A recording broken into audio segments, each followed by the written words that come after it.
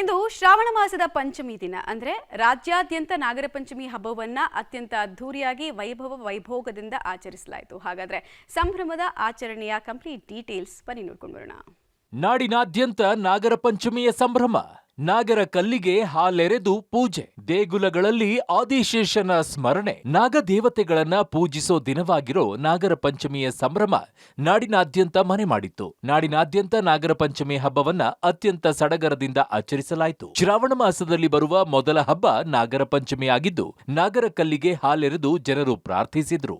ಬೆಂಗಳೂರಿನಲ್ಲಿ ಬೆಳಗ್ಗೆಯೇ ಮಹಿಳೆಯರು ಪುರುಷಾದಿಯಾಗಿ ನಾಗರ ದೇವಸ್ಥಾನಗಳಿಗೆ ತೆರಳಿ ಹಾಲೆರೆದ್ರು. ಬೆಂಗಳೂರಿನ ಕಾರ್ಪೊರೇಷನ್ನ ಆದಿಶಕ್ತಿ ದೇವಾಲಯ, ಶಾಂತಿನಗರದ ಮುನೇಶ್ವರ ದೇವಾಲಯ, ಸುಬ್ಬಯ್ಯ ಸರ್ಕಲ್ನಲ್ಲಿರೋ ದೇವಾಲಯಗಳಿಗೆ ಭಕ್ತರು ಭೇಟಿಯನ್ನ ನೀಡಿ ನಾಗರ ಕಲ್ಲುಗಳಿಗೆ ಪೂಜೆಯನ್ನ ಮಾಡಿ ಹಾಲೆರೆದ್ರು. ನಾನು ಹೊಸದಾಗಿ ಮದುವೆಯಾಗಿ ಬಂದಿದ್ದೀನಿ. ಪ್ರತಿ ವರ್ಷ ಇಲ್ಲೇ ಬರ್ತಿದ್ದೀನಿ. ಇಲ್ಲಿ ತುಂಬಾ ವಿಶೇಷತೆ ಇದೆ ಅಂತ ಗೊತ್ತಾಗ್ತಿದೆ. ನಾಗರ ಪಂಚಮಿ ಪ್ರತಿ ವರ್ಷ ಮನೆಯವರೆಲ್ಲ ಸೇರಿ ಇಲ್ಲೇ ಹಬ್ಬ ಆಚರಿಸಕ್ಕೆ ಬರ್ತೀವಿ. ಇವತ್ತು ನಾಗರ ಪಂಚಮಿ ವಿಶೇಷತೆಯಿಂದ ಮನೆಯಲ್ಲಿ ಪ್ರಸಾದ ಮಾಡಿರ್ತೀವಿ. ಆ ಪ್ರಸಾದ ತಂದು ನೈವೇದ್ಯ ಮಾಡಿ ದೇವರಿಗೆ ಮನಪೂರ್ತಿಯಾಗಿ ನಮ್ಮ ಹರಕೆ ಏನಿದ್ರೆ ಇದ್ರೆ ಬೇಡ್ಕೊಂತೀವಿ.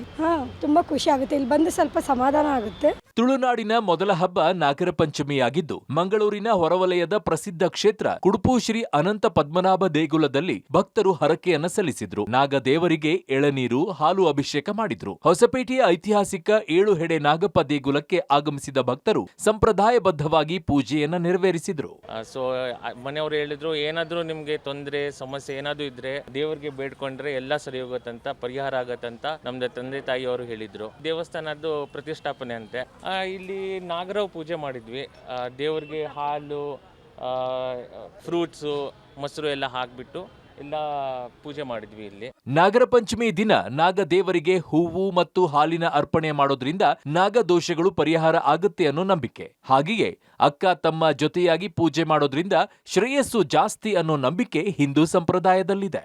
ಒಟ್ನಲ್ಲಿ ಭಕ್ತಿ ಭಾವದಿಂದ ನಾಗರ ಪಂಚಮಿಯನ್ನ ಆಚರಿಸಲಾಯಿತು. Maruti Belluru, public TV, Bengaluru.